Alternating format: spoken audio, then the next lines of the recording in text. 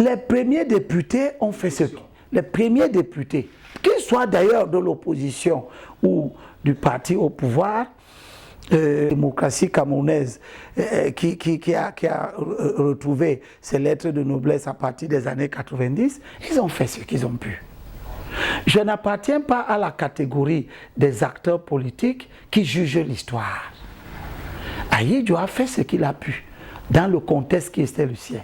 Le maire Ndiakwa n'a pas été député, il a été maire. Il a fait ce qu'il a pu dans le contexte qui était le sien. Il nous appartient de récupérer leur héritage, de le poursuivre, de le peaufiner, de l'améliorer, d'ajouter ce qui a manqué et me demander ce que je peux faire. C'est une imposture. C'est dire que notre pays est condamné, que personne ne peut rien faire d'autre que ce qui a déjà été fait. Et c'est de tels raisonnements qui expliquent l'immobilisme aux affaires. Parce que nous arrivons à une situation où certaines personnes qui sont aux affaires pensent que rien d'autre ne peut être fait, en plus de ce qu'ils ont fait. Non, c'est faux. De même que le monde évolue, de même que notre pays est condamné à évoluer. Et il évoluera. Bon an, mal an, mais il évoluera. Tant que nous allons avoir la capacité de régénérer notre population en donnant naissance à de nouveaux enfants, tant que nous allons avoir la capacité à améliorer l'acquisition des connaissances, nous allons avoir de nouveaux acteurs qui viendront avec de nouvelles idées. Parmi ces nouvelles idées, certaines qui peuvent être porteuses de progrès économique et social.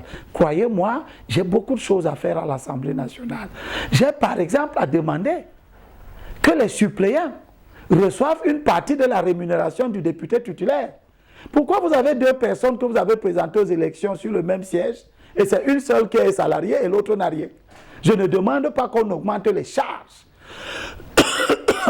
salariales des députés. Je demande que de façon institutionnelle, le salaire du suppléant soit partagé. Une partie de ce salaire, tout au moins infime, peut-être pour certains, mais une partie de ce salaire soit allouée à son suppléant. Parce que le député et le suppléant doivent continuer à œuvrer pendant le mandat pour que leur mission à l'Assemblée nationale soit une réussite. Mais le député titulaire reçoit tout. Il reçoit le salaire, il reçoit tous les micro-projets seuls. Il est temps qu'on arrange cette injustice qui n'a pas de sens. Le député qui est assis sur le fauteuil, il est assis là grâce au titulaire, au suppléant aussi. Sinon, pourquoi le suppléant est là? Sinon, pourquoi il est là? Donc, si le suppléant est là, et que nous croyons, et la loi le demande, le titulaire et le suppléant se présentent à l'élection ensemble. Eh bien, s'il y a des retombées financières de cette élection, que le titulaire et le suppléant partagent. Je ne dis pas que ce soit 50-50, mais ça peut être 75-25, pour que le suppléant ait aussi quelque chose qui lui permet de rester un homme politique actif.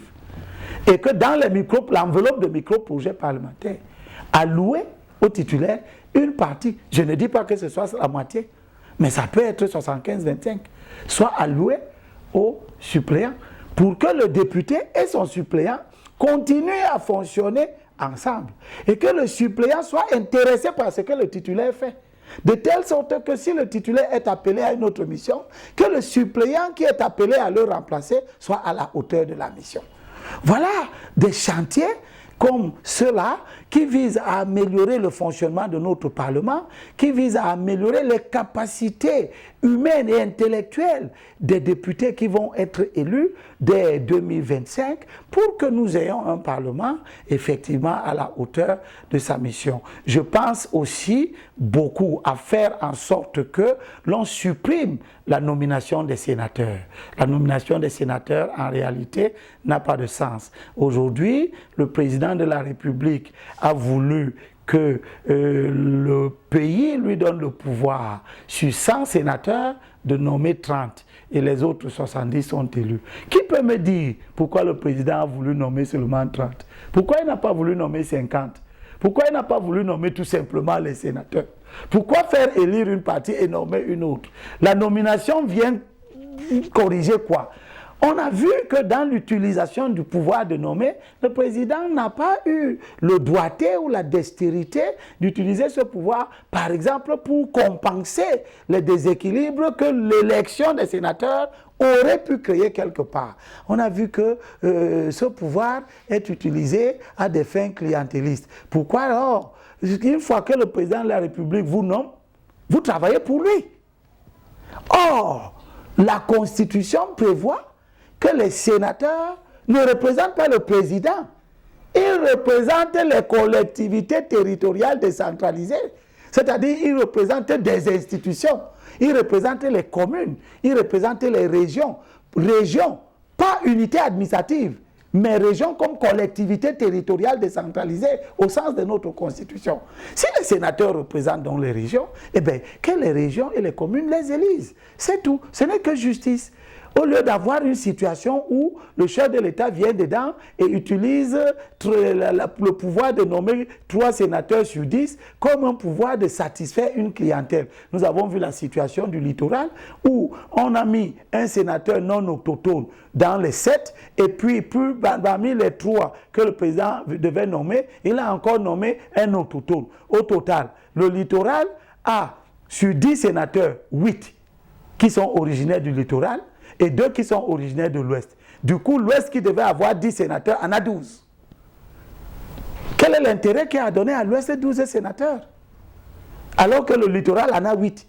Mais toutes les autres régions ont chacune 10. Et les 10 là sont autochtones de la région. Les 10 sénateurs qui sont élus à l'Ouest et nommés sont tous originaires de l'Ouest. Ils sont tantôt Bamoun, tantôt Bamileke. Arrivé à Douala, au littoral, on prend encore, parmi les 10, on prend 2. On ajoute à l'Ouest. Et nous nous rendons compte que l'opposition de l'Ouest n'est pourtant pas satisfaite. C'est elle qui est la plus revancharde de toutes les oppositions. C'est elle qui veut taper Biya à terre. Hein? Mais le président Biya, pour faire son clientélisme et amadouer les populations de l'Ouest, il vient prélever dans le littoral pour satisfaire. Pourquoi on n'a pas pris les 2 sénateurs qu'on a ajoutés à l'Ouest là? Pourquoi on ne les a pas pris dans le centre? On pouvait prendre un dans le centre, un dans le sud.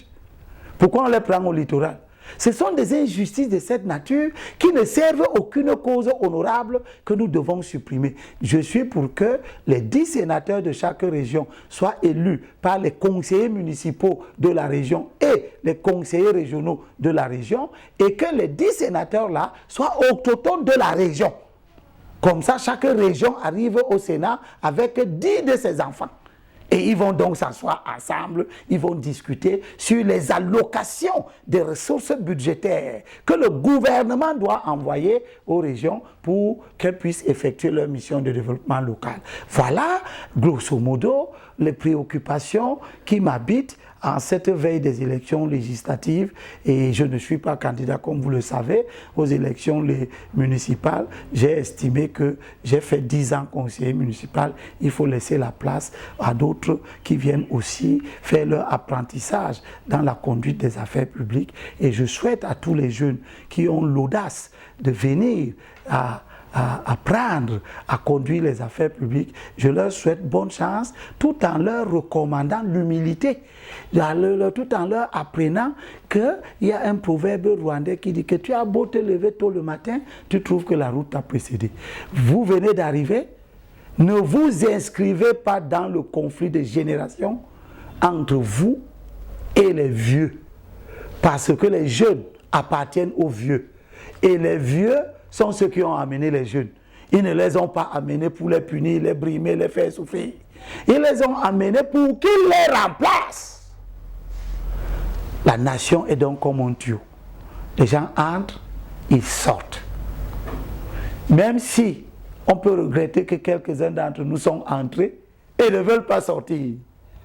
Mais nous devons être capables de nous parler et non de nous affronter dans un conflit intergénérationnel que malheureusement un certain leader politique de la dernière heure en a fait le fonds de commerce, opposer les jeunes aux vieux. Le message du Ngondo qui est sorti, que les ancêtres des peuples Sawa ont envoyé à toute la nation, s'adressait aux jeunes pour leur dire: ne vous affiliez pas à toutes sortes d'organisations. Parce que cette affiliation à des organisations de toutes sortes, qu'elles soient religieuses, qu'elles soient politiques, concourt à installer dans le pays un climat de tension.